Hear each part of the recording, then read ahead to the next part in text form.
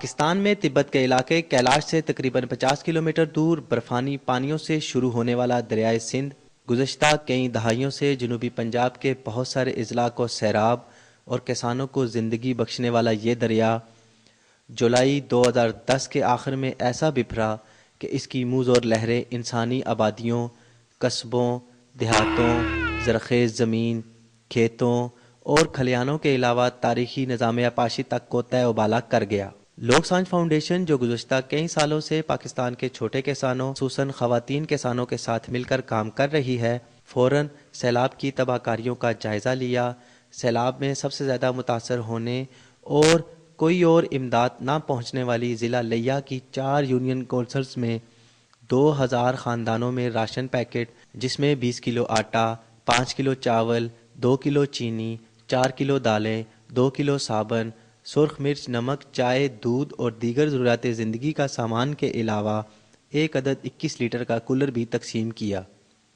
جبکہ سیلاب سے متاثرہ علاقوں میں وبائی امراض سے نمٹنے کے لیے ہیلتھ کیمپس اور جانوروں کو بیماریوں سے بچانے کے لیے اینیمل ویکسینیشن کیمپ بھی لگائے۔ اس کے علاوہ ضلع لیا کے 2500 چھوٹے کسانوں کو گندم کا بیج فراہم کیا اور وہ غریب کسان جو گندم کی کاشت کے لیے زمین تیار نہیں کر سکتے تھے ان کی زمین کی تیاری میں بھی مدد فراہم کی۔ لوک سانجھ متاثرین سیلاب کی بحالی، امداد اور تعمیر نو کے لیے مشاورت کر رہی ہے۔ یہ پاکستان میں اپنی نوعیت کی پہلی مشاورت ہے کہ کسانوں کے ساتھ مل کر لائے عمل طے کیا جا رہا ہے کہ کس طرح ہنرمند اور دیہی خواتین کے لیے بھی مواقع پیدا کر کے نہ صرف بے روزگاری کم کی جائے بلکہ دیہی معیشت اور بحالی کے عمل میں چھوٹے کسانوں کی رائے لے کر اپنے پروگرام کو بہتر انداز میں آگے بڑھایا جائے۔ سیلاب کے بعد سروے کے دوران یہ بات دیکھنے میں آئی کہ لوگوں کے پاس غلہ کو محفوظ کرنے کے لیے کوئی خاص انتظام نہیں ہے۔ اسی بات کو مد نظر رکھتے ہوئے لوک سانجھ نے غلہ کو محفوظ کرنے کے لیے خواتین میں بھڑولا تقسیم کرنے کا پروگرام ترتیب دیا۔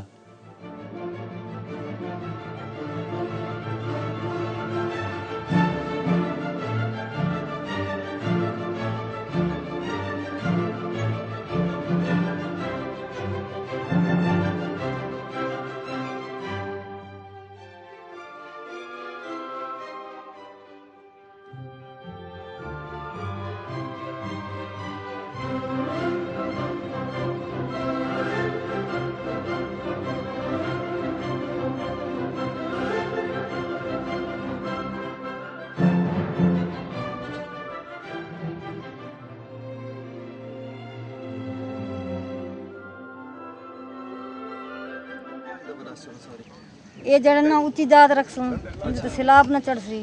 یہ ستھرے صاف پیرا سے کنگھی نہ لگ سی، انہیں کو سیگی نہ لگ سی، یہ صحیح پیرا سے۔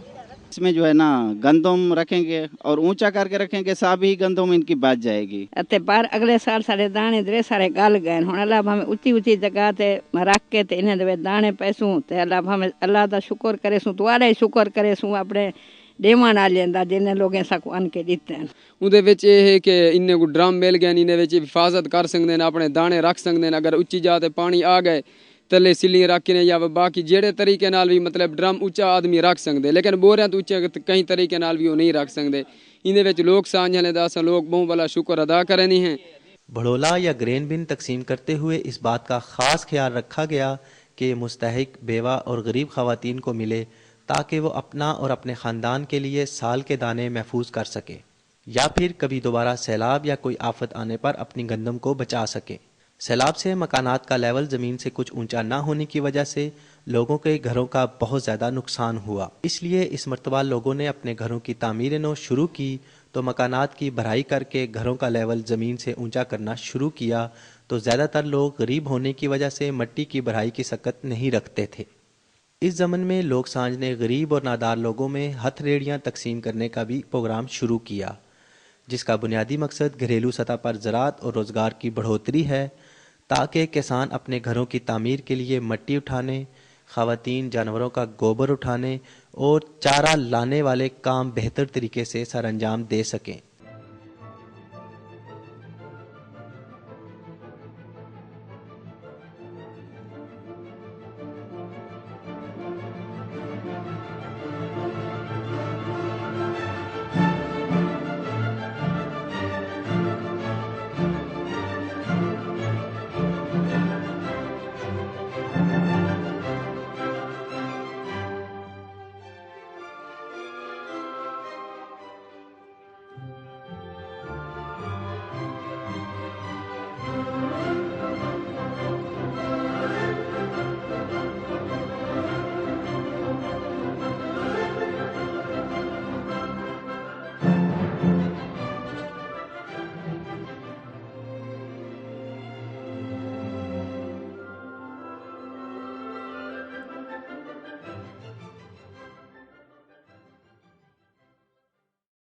सब पट्ठे चा के आने होते हैं